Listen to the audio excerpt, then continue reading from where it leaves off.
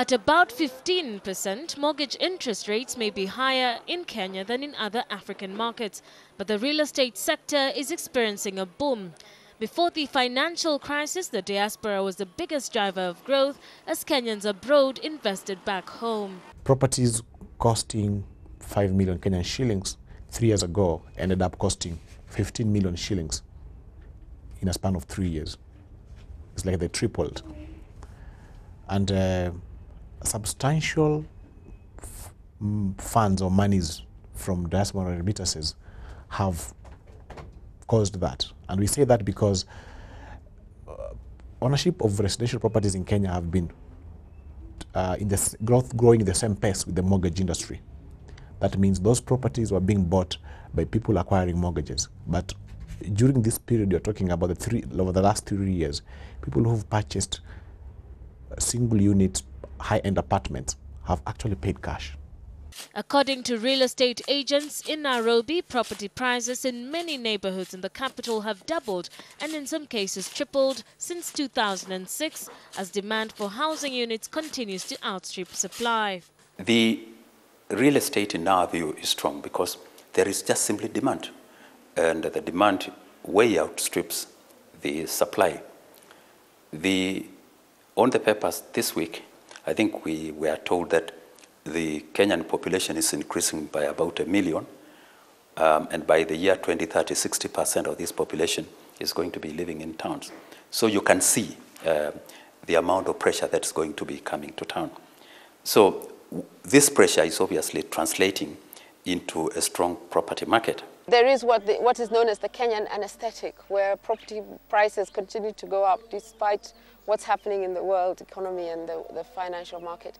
And I think in Kenya we are blessed with having a market that's demand-driven, a lack of supply, and abundant opportunity for investment. I think that in terms of residential investment, there's a huge opportunity in low-cost housing. Most recently, new Retirement Benefits Authority regulation allowed access of up to 60% of pension benefits as mortgage security. The allowance by members to access their own monies for property investment, specifically owning a living home, has been an opportune thing for the property sector because, in essence, it means 60% of the pension funds through the members can unlock the property market. There are, however, concerns that the ransom amounts of money received by Somali pirates in the Indian Ocean are being used to buy houses and land in Nairobi, thus distorting the property markets, though analysts are still cautious of the overall effect on the market. We only believe where this has been in Isli and Nairobi South Sea, where quite a bit of money has been put in by the Somali community, and indeed land values have been pushed very high, which we think is good for the locals. We have had situations here where the local community, they have had those single tenement houses in Isli, and they have sold them at huge profits, and therefore invested that money now in other blocks of flats elsewhere. So we believe that that kind of investment is good.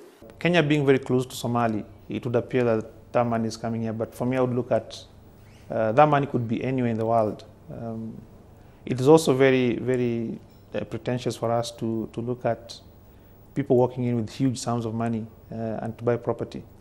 Although we do not have money laundering rules, Central Bank has prudential guidelines where huge deposits or abnormal transactions in anyone's bank account need to be reported. And in this case, I would say even if ransom money is being used to buy property in Kenya, the recipients would eventually have to deposit that money into some bank account or make some transactions where the authorities will be able to come to know what it is. And this can lead back to it. And while there have been suggestions from certain quarters of an impending correction in property prices, analysts remain adamant that the boom is here to stay. For me, these are the drivers in the property prices. One, population, and two, income. A growing middle class that is able to afford housing. I would therefore be of the view that the boom is yet to come. On property prices, I hold the view that I don't think our properties are overpriced. I actually think it's the analysts who are very conservative. My view is that the market will still continue to grow as long as the population grows. I feel the government is doing all it can to address the imbalance issues by construction and also by opening new lands where the people themselves can build their own houses.